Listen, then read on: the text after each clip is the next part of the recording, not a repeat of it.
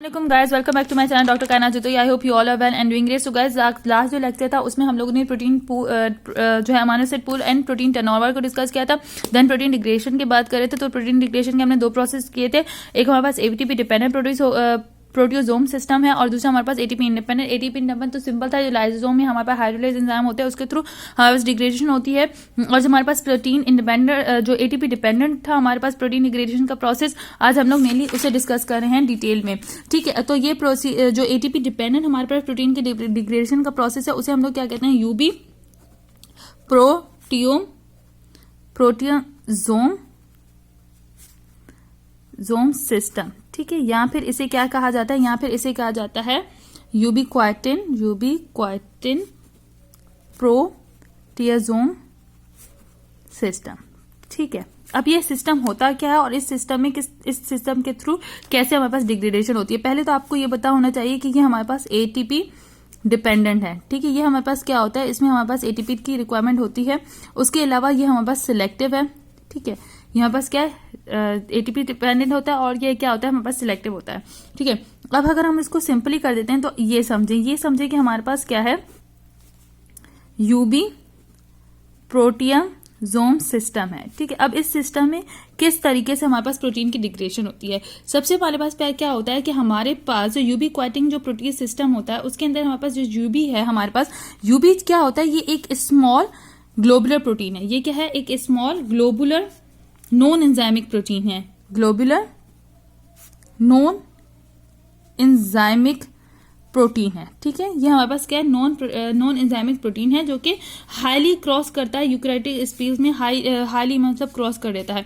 सो ये सिंपल याद रखेंगे कि यूबी क्या है, एक small globular non enzymic protein है। अब ये सिस्टम स्टार्ट कैसे होगा, सबसे पहले यूबी क्या करता है, अब अगर सिंपली मैं कहूं को यूबी क्या करता है कि हमारे पास जो प्रोटीन है जिससे सिग्नल मिलेगा उसे, ये उसके साथ जाके कौन सी जो है एक बॉन्डिंग बनाता है। वो बॉन्डिंग हमारे पास क्या होती है, वो बॉन्डिंग बनती है आइसोपेप्टाइड बॉन्डिंग बनाता है। मतलब ये जाके हमारे पास उस प्रोटीन के साथ जिसको डिग्रेड करना है उस प्रोटीन के साथ हमारे पास क्या बनाता है, आइसोपेप्टाइड बॉन्डिंग बनाता है। वो बॉन्डिंग किस तरीके से बनाता है, देखो हमारे पास जो यूबी है ना, ठीक है, यूबी का हमारे पास क्या होता है कि इसका जो होता है वो एक मीन्स की किस तरीके से अल्फा कार्बोक्सिल ग्रुप होता है ग्लाइसिन का। ठीक है, ग्लाइसिन ऑफ द यूबी की जो एक ग्लाइसिन होता है, यूबी का जो टर्मिनल एंड होता है ना, जो टर्मिनल एंड होता है ग्लाइसिन, यूबी का जो टर्मिनल होता है ग्लाइसिन, उसका हमारे पास क्या होता है, उसका हमारे पास क्या होता है, कार्बोऑक्सैलिक प्रोटीन होता है। ये कार्बोऑक्सैलिक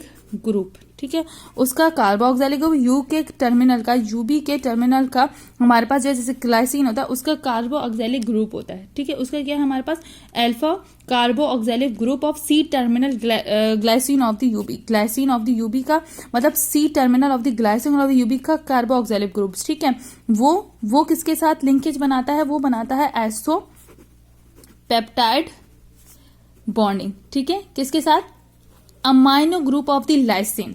जो हमारे पास प्रोटीन होता है ना, सेलुलर प्रोटीन होता है, लाइक यहाँ पे हमारे पास क्या है, सेलुलर प्रोटीन है। ठीक है, ये हमारे पास क्या है, सेलुलर प्रोटीन है। इसका जो टर्मिनल ग्रुप होता है ना, लाइसिन जो इसका टर्मिनल ग्रुप है हमारे पास lysine, amino group of the lysine.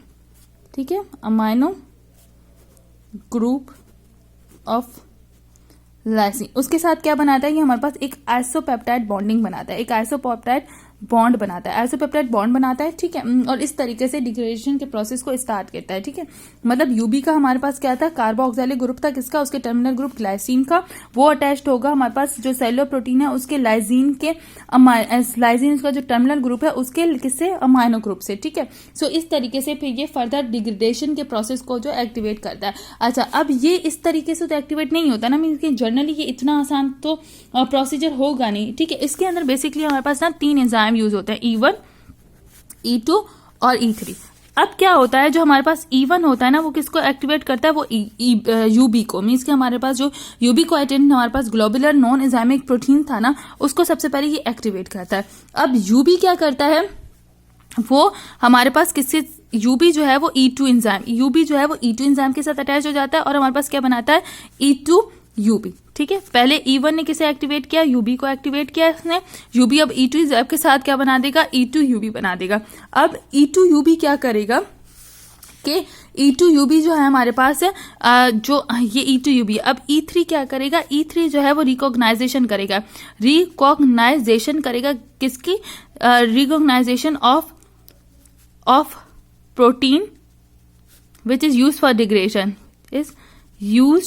For degradation, मतलब जिस प्रोटीन की डिग्रेडेशन होती है ना उसको रिकॉग्नाइज कौन करता है, एंजाइम 3, E3 जो एंजाइम है वो इसे रिकॉग्नाइज करता है, ठीक है। E3 उस प्रोटीन को रिकॉग्नाइज करेगा, उस सेलुलर प्रोटीन की रिकॉग्नाइजेशन करेगा, उस सेलुलर प्रोटीन की क्या करेगा, रिकॉग्नाइजेशन उसने रिकॉग्नाइज कर दिया कि इस प्रोटीन की डिग्रेडेशन होनी है, तो उस सेलुलर प्रोटीन्स को जो है E2UB के साथ उसको जो है वो बना देगा, उसको अटैचमेंट, उसकी क्या करवा देगा, अटैचमेंट करवा देगा, और फर्दर जो हमारे पास उसकी जो है फर्दर पे उसकी डिग्रेडेशन के प्रोसेस को क्या करेगा, स्टार्ट करेगा, ठीक है। अब क्या, अच्छा अब ये भी याद रखिएगा E2 का लेवल हमारी बॉडी में ज्यादा होता है। E2 जो एंजाइम है, E2 enzyme is present in high concentration, ठीक है।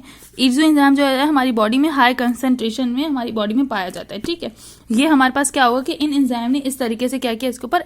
अच्छा, अब हमारे पास जो है E2UB जो हमारे पास बना था, अब ये E2UB जिसके साथ ये हमारे पास क्या था, E2UB, और इसके साथ हमारे पास क्या था, सेलुलर जो हमारे पास प्रोटीन था, सेलुलर प्रोटीन जिसको हमने रिकॉग्नाइज किया था, जिसकी डिग्रेडेशन हो रही है, ठीक है। अब ये हमारे पास प्रोटीएज सिस्टम के अंदर गए, अब प्रोटियोजोम्स, अब हमारे पास प्रोटियोजोम ने इसे क्या किया, इस E2UB जो हमारे पास E2UB और हमारे पास जो सेलुलर एंजाइम सेलुलर प्रोटीन था, इसको इसने रिकॉग्नाइज किया। अब इसको क्या कर देगा, इसकी क्या करेगा, डिग्रेडेशन, अब इसकी इसने डिग्रेडेशन स्टार्ट कर दी, और इसको क्या कर दिया, इसकी चेन्स को क्या अनफ्लोट की, जो भी हमारे पास प्रोटीन थे उनकी चेन्स को इसने क्या कर दिया, अब जो प्रोटीन कॉम्प्लेक्स है उसको अनफोल्ड कर दिया और डीयूबिकेट कर दिया।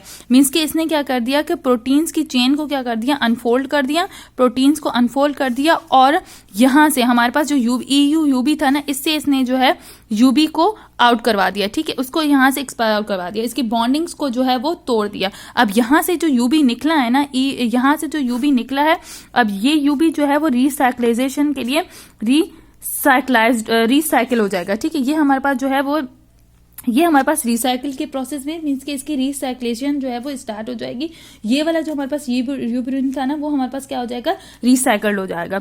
ये तो हमारे पास रिसाइकल्ड हो जाएगा, बाकी जो हमारे पास ये यूबी जो है वो फर्दर जाके रिसाइकल हो जाएगा, और इसी तरीके से फिर दोबारा से दूसरे प्रोटीन के साथ अटैच होगा और उसकी डिग्रेडेशन के प्रोसेस को स्टार्ट कर देगा। बाकी हमारे पास क्या बचा, अमाइनो एसिड, बाकी जो प्रोटीन के अनफोल्डेड थे उनकी फर्दर जो है वो डिग्रेडेशन होगी, और वो फर्दर डिग्रेडेशन होगी और वो अमाइनो एसिड्स में क्या हो जाएंगे, चेंज हो जाएंगे। अब ये अमाइनो एसिड प्रोटीन्स अब अमाइनो एसिड में चेंज होगा, ये अमाइनो एसिड जो है अमाइनो एसिड पूल में जाएंगे, और अमाइनो एसिड पूल में जाने के बाद वहां पे जो है फिर उसको जहां जहां हमें अमाइनो एसिड की सोर्स मतलब जरूरत होगी, अब वहां पे ये जाके अमाइनो एसिड जो है वो यूज हो जाएंगे। फर्दर उनकी जो है हमारे पास उनको यूज करने का जो प्रोसेस है हमारे पास स्टार्ट हो जाएगा, ठीक है। तो ये हमारे पास क्या था कि किस तरीके से जो हमारे पास अमाइनो एसिड्स में यूबी जो प्रोटीन सिस्टम है वो एक्ट कर रहा था, ठीक है। अब क्या होता है, यहाँ पे तो यूबिक्विटिन प्रोटीन सिस्टम हमारे पास एक्ट करेगा, लेकिन अब ये कैसे पता चलेगा कि E3 जो है वो किस तरीके से रिकॉग्नाइजेशन करना, E3 किस तरीके से उसको उस प्रोटीन को रिकॉग्नाइज करेगा जो प्रोटीन जो है वो एक्ट कर रहा है, मींस कि किस तरीके से वो प्रोटीन हमारे पास कौन सा ऐसा प्रोटीन है जिसको डिग्रेडेशन करनी है। ये यूबी जो हमारे पास यूबी का जो यूबिक्विटिन प्रोटियोसिस सिस्टम है, ये एक मतलब स्टार्ट नहीं हो जाता ऐसे ही कहीं से स्टार्ट नहीं हो जाता, बल्कि इसको पूरा जो है स्टार्ट करने के लिए, इनिशिएट करने के लिए हमारे पास डिग्रेडिंग सिग्नल्स होते हैं, मींस कि डिग्रेडेशन जो है वो सिग्नल्स होते हैं, ठीक है। वो डिग्रेडेशन सिग्नल्स किस तरीके से होते हैं कि डिफरेंस प्रोटीन्स की आपको पता है कि डिफरेंस लाइफ होती है, मींस के like for example half life proteins भी थे हमारे पास, शॉर्ट लिव्ड प्रोटीन्स भी थे, शॉर्ट लिव्ड प्रोटीन्स भी थे, ठीक है। और हमारे पास क्या थे, लॉन्ग लिव्ड भी प्रोटीन्स थे, लॉन्ग लिव्ड प्रोटीन्स थे। तो हर प्रोटीन की एक अलग हमारे पास जो है उसकी हाफ लाइफ होती है। इस तरीके से हमारे पास शॉर्ट लिव्ड प्रोटीन हो गए, लॉन्ग लिव्ड प्रोटीन हो गए, और हमारे पास स्ट्रक्चरल प्रोटीन है, ठीक है। अब स्ट्रक्चरल प्रोटीन से अब हमें पता है कि शॉर्ट लिव्ड प्रोटीन जो होते हैं वो अनस्टेबल होते हैं, वो हमारे पास नहीं सर, ये इंटरमीडिएट स्टेबल्स होते हैं। इंटरमीडिएट स्टेबल्स मींस के इनको जो है वो वीक से हार्ड से वीक जरूरत होती है, लेकिन स्ट्रक्चर जो होते हैं वो लॉन्ग लिव होते हैं, इनकी हाफ लाइफ जो होती है वो बहुत ज्यादा होती है, हाफ लाइफ इज हाई होती है, इसकी हाफ लाइफ बहुत ज्यादा होती है, और ये हमारे पास स्टेबल्स होते हैं, तो इनको इतनी जल्दी ये डिग्रेड नहीं होते, ठीक है। अब क्या होता है, डिग्रेडेशन के सिग्नल्स होते हैं। ये क्या होता है कि डिफरेंट प्रोटीन के अंदर जो डिफरेंट सिग्नल्स जो होते हैं वो हमारे पास आते हैं। जैसे हमारे पास जो कि E3 हमें जो है वो सिग्नल्स को रिकॉग्नाइज करता है। अब एन टर्मिनल रूट्स के थ्रू होते हैं, मीन्स कि ऐसे प्रोटीन्स जिनका एल टर्मिनल, लाइक ऐसे N terminal of amino acid, like N terminal amino acid की बेस पर H terminal amino acids of protein के एन टर्मिनल पे जो अमाइनो एसिड है ना वो रिकॉग्नाइज करते हैं कि इसकी किस प्रोटीन की डिग्रेडेशन होनी है। फॉर एग्जांपल जैसे हमारे पास अगर किसी प्रोटीन का एन टर्मिनल पे आर्जिनाइन होगा, ठीक है, आर्जिनाइन होगा, या फिर हमारे पास क्या होगा, पोस्ट ट्रांसलेशनल, ठीक है, या फिर पोस्ट ट्रांसलेशनली होगा, या फिर आर्जिनाइन होगा, तो वो क्या होगा, अगर वो अमाइनो एसिड होंगे तो फिर वो जो है क्या होगा, सच एस, मीन्स के पोस्ट ट्रांसलाइन अमाइन में हमारे पास आ जाएगा एसिटाइलेटेड एलेनाइन, मीन्स के एलेनाइन की एसिटाइलेशन हुई है, उसको हम लोग पोस्ट ट्रांसलेशनली कह रहे हैं। पोस्ट ट्रांसलेशनली किसे कहते हैं, जैसे उस अमाइनो एसिड्स के क्या हुआ, फर्दर उसके अंदर कोई भी एक्टिविटी हुई है, कोई प्रोसेस हुआ, तो उसको हम लोग पोस्ट ट्रांसलेशनली कहते हैं। जैसे हमारे पास एसिटाइल एलेनाइन है, मीन्स के आर्जिनाइन या फिर एलेनाइन होगा उस प्रोटीन के टर्मिनल पे, उस प्रोटीन के टर्मिनल पे अगर ये दो होंगे तो उनकी डिग्रेडेशन जो है वो स्टार्ट जल्दी हो जाएगी। वो फिर क्या होगी, मीन्स कि पता चल जाएगा कि सिग्नल मिल गया प्रोटीन को कि अब हमें इस प्रोटीन की क्या करवानी है, डिग्रेडेशन करवानी है, ठीक है, उसको फिर डिस्टेबलाइज करवा देता है, ठीक है। अब क्या होता है इसके तरीके से, अगर हमारे पास सिराइन हो, सिराइन जो होता है वो स्टेबलाइजिंग अमाइनो एसिड है। फॉर एग्जांपल इस तरीके से हमारे पास क्या हो, सिराइन हो, तो वो हमारे पास स्टेबल होता है, उस प्रोटीन की डिग्रेडेशन नहीं होती, ठीक है, उस वक्त उस प्रोटीन की डिग्रेडेशन नहीं होगी, बल्कि वो हमारे पास स्टेबल प्रोटीन है, ठीक है। तो ये हमारे पास और उसके अलावा हमारे पास एक सीक्वेंस होती है जिसे हम लोग PEST सीक्वेंस कहते हैं। PEST सीक्वेंस में क्या होता है, मीन्स के पी से हमारे पास जो है वो प्रोलिन आ जाएगा, प्रोलिन, ग्लूटामेट, सिराइन, ठीक है, थ्रियोनाइन, इसे हम लोग क्या कहते हैं, पेस्ट सीक्वेंस कहते हैं। पेस्ट सीक्वेंस कहते हैं अगर ये सीक्वेंस आफ्टर द 1 लीटर, जैसे अब अमाइनो एसिड में अगर ये सीक्वेंस पाई जाती है तो वो अमाइनो एसिड भी क्या होता है, वो भी हमारे पास अनस्टेबल अमाइनो एसिड्स होता है और उसकी भी डिग्रेडेशन होती है, ठीक है। ये हमारे पास क्या एडिशनली हमारे पास दिया गया है कि इन ये 3 अगर इस तरीके से सीक्वेंस होगी तो उन अमाइनो एसिड को सिग्नल मिल जाता है। फिर ये E3 जो एंजाइम्स होता है वो हमारे पास क्या कहता है, E3 जो प्रोटीन है वो इसकी रिकॉग्नाइजेशन करता है और इनको क्या कहता है, फर्दर डिग्रेडेशन के प्रोसेस में जाके यूबी वाला हमारे पास जो यूबी प्रोटियोसोम जो सिस्टम है उसके थ्रू जो है इनकी डिग्रेडेशन करवा देता है, ठीक है। ये सारी चीजें हमारे पास जो है लिपिड कोड में इसी तरीके से लिखी गई हैं। देखो प्रोटीन में क्या हुआ, protein selected for degradation tag with molecules of ubiquitin, वो प्रोटीन जो कि हमारे पास रिकॉग्नाइज किया E3 ने, उसकी क्या हुआ, ये वो प्रोटीन है जिसको हमारे पास क्या किया, यूबी ने रिकॉग्नाइज किया, ठीक है। ये हमारे पास क्या था, ये सेलुलर प्रोटीन था, ये यूबी था, आपस में मिले इन्होंने, ठीक है, ये स्ट्रक्चर बना लिया। ये प्रोटियोज सिस्टम में चला गया और वहां से इसने क्या किया, प्रोटियोजोम सिस्टम के थे, प्रोटियोजोम ने इसको जो है वो यूबी में और फर्दर अमाइनो एसिड में इसे क्या कर दिया, डिग्रेड कर दिया, ये पेप्टाइड फ्रेगमेंट्स में इसको वो है डिग्रेड कर दिया। ये इनके ऊपर जो भी हमारे पास पेप्टाइड फ्रेगमेंट्स हैं इनके ऊपर जो है नॉन स्पेसिफिक प्रोटीएजेस ने एक्ट किया और इसके ऊपर एक्शन का परफॉर्म किया एंजाइम्स ने और इसे अमाइनो एसिड में कर दिया और ये भी यूबी कोएटिन जो था वो रिसाइकल होके दोबारा से सेलुलर प्रोटीन्स के साथ अटैच हुआ और दोबारा से ये फंक्शन जो है वो स्टार्ट कर देगा। सो ये हमारे पास प्रोटीन डिग्रेडेशन का था, ठीक है। यहीं पे ये प्रोटीन डिग्रेडेशन हमने पिछले लेक्चर में कर दी थी। यहाँ पे ये 2 पैराग्राफ्स हैं जिसमें हमें यूबी के बारे में बताया गया है। क्या बताया गया है, ubiquitin proteasome system, protein selected for degradation by the cytosolic ubiquitin protease systems are first modified by the covalent attachment of UB. सबसे पहले जो टारगेटेड प्रोटीन है उसकी कोवलेंट अटैचमेंट होगी यूबी के साथ। Small globular non enzymic protein that is highly conserve across eukaryotic species के अंदर हाईली जो है वो अक्रॉस होता है और ये small globular non enzymic protein होता है। UB coordination of the target substance occur through isopeptide linkage of the alpha carboxylic group of the C terminal, ठीक है, और वही चीजें बता रहा है।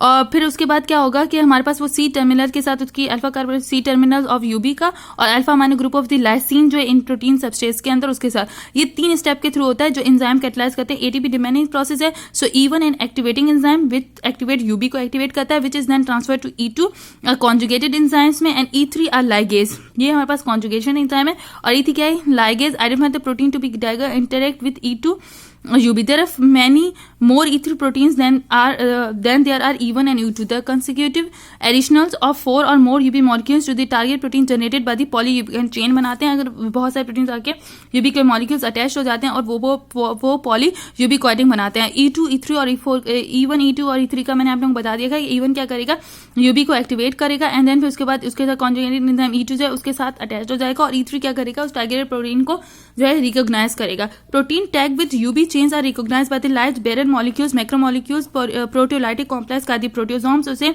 अब उस टारगेटेड प्रोटीन जो कि UB के साथ अटैच्ड होगा, ठीक है, उसको कौन रिकॉग्नाइज करेगा, प्रोटियोसोम जो एंजाइम्स होंगे वो उसे क्या करेंगे, रिकॉग्नाइज करेंगे और प्रोटियोसोम अनफोल्ड करेंगे, डीयूबिनिकेशन करेंगे and cut the target protein to fragment that are further degraded by cytosol produce to amino acid which enter the amino acid pool. और फिर उसकी फर्दर डिग्रेडेशन होगी और वो अमाइनो एसिड में क्या हो जाएंगे, डिग्रेड हो जाएंगे.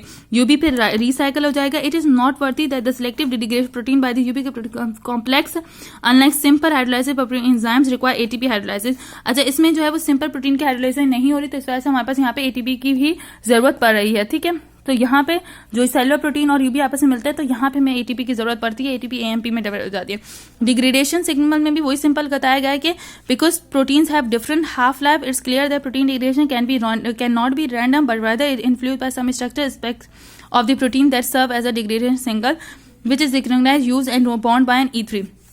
सिंपल है, वही बोल रहा है कि भाई यहाँ पे जो E3 रिकॉग्नाइज करेंगे जिस प्रोटीन्स को, वो उसकी लाइफ टाइम पे प्रोटीन के उस प्रोटीन की लाइफ टाइम पे डिपेंड करता है कि वो शॉर्ट लिव्ड है, लॉन्ग लिव्ड है या फिर वो स्ट्रक्चर प्रोटीन्स है. ठीक है, अब हमारे पास क्या होता है, उसके the half life of protein is also influenced by amino acid end terminal residue, the so called the end rule and range from the minutes to heart. Destabilizing end terminal amino acid include arginine and post translationary modified amino acid such as acetylated amino acetylated alanine. ठीक है, acetyl एनालाइन्स होते हैं वो बहुत ही ज्यादा destabilising amino acids होते हैं. Means कि जब भी वो प्रोटीन्स की एंड टर्मिनल में पाए जाएंगे तो पता चल जाएगा, E3 को सिग्नल मिल जाएंगे कि अब हमें इस प्रोटीन की डिग्रेडेशन करवानी है. In contrast serine is stabilising amino acid. Serine जो होता है वो स्टेबलाइज अमाइनो एसिड होता है, तो उसमें फिर प्रोटीन को सिग्नल नहीं जाता कि अभी इसकी डिग्रेडेशन नहीं करवानी. Additionally protein which in sequence containing proline, glutamine, serine and threonine called PEST sequence after the one letter designation for this amino acid are rapidly UB coordinated and degraded and therefore have short live. और वो protein जिनके अंदर हमारे पास best की sequence पाई जाती है वो फिर जल्दी से डिग्रेडेड हो जाते हैं. सो ये आज का हमारा लेक्चर था. आई होप आपको अब जो है वो प्रोटीन के डिग्रेडेशन का, प्रोटीन टर्नओवर का और प्रोटीन के डिग्रेडेशन के कॉन्सेप्ट आपके क्लियर हो गए होंगे. इस तरीके से मेरी वीडियोस को लाइक करें, शेयर करें, सब्सक्राइब करें ताकि मैं आप लोगों के लिए वीडियोस अपलोड करूं.